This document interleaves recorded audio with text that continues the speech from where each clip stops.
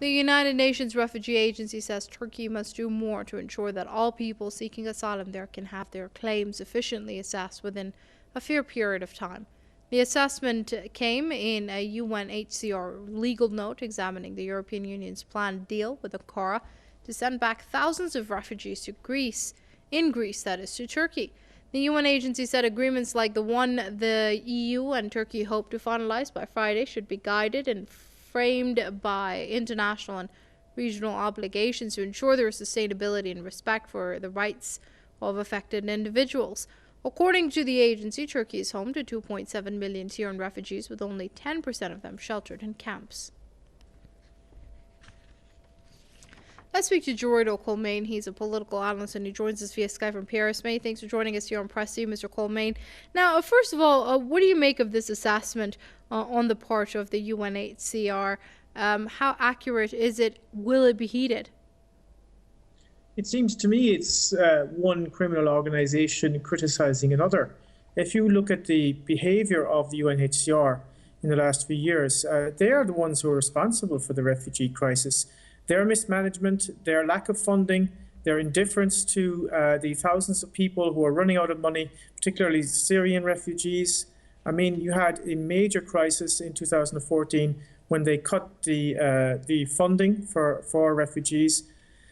People were going hungry. You had very bad living conditions, very poor sanitation, and yet the so-called international community working through the United Nations was not able to provide sufficient services and to provide sufficient money to pay for their accommodation.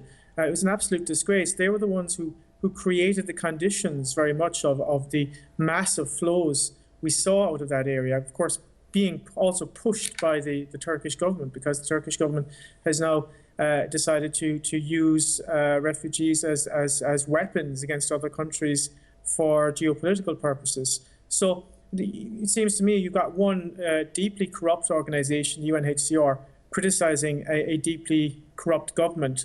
I think both of them are equally responsible for this crisis. And the UNHCR in particular for not providing the services that refugees, genuine refugees from Syria and from war-torn countries like Iraq and other war-torn countries needed. Not putting pressure on countries like Saudi Arabia, a country with massive wealth, massive resources, lots of space. They could have created whole cities there, with proper facilities. They didn't do that, you have this kind of, in a way, sort of trying to pass the blame now from one institution to another. I would blame the UNHCR just as much as I would blame the Turkish government. Right, so Mr. Colmáin, who then speaks for these refugees, specifically at a time right now when we're seeing peace talks happen in Syria? Doesn't that give more urgency to come up with some form of a lasting solution over there? Absolutely. The Russian move today is kind of significant in the sense that they have done something that I think we could say is unpredictable. And I already said last week that, the Russians will try to create some kind of a diplomatic space. And I think that's what they're trying to do with this, to create a mechanism for negotiation. They're good chess players, and I think they've moved a few pawns around with this move, and they're hoping to encourage perhaps the West to come up with a peace process or a solution. That is the only way we can resolve the refugee crisis. The refugee crisis is going to get worse and worse and worse as long as the war continues. There doesn't seem to be any willingness on the part of the West to stop any of these wars, because if you look at the winners and the losers of the wars, the winners of the wars are the contractors, the military contractors, the political elites, the financial elites.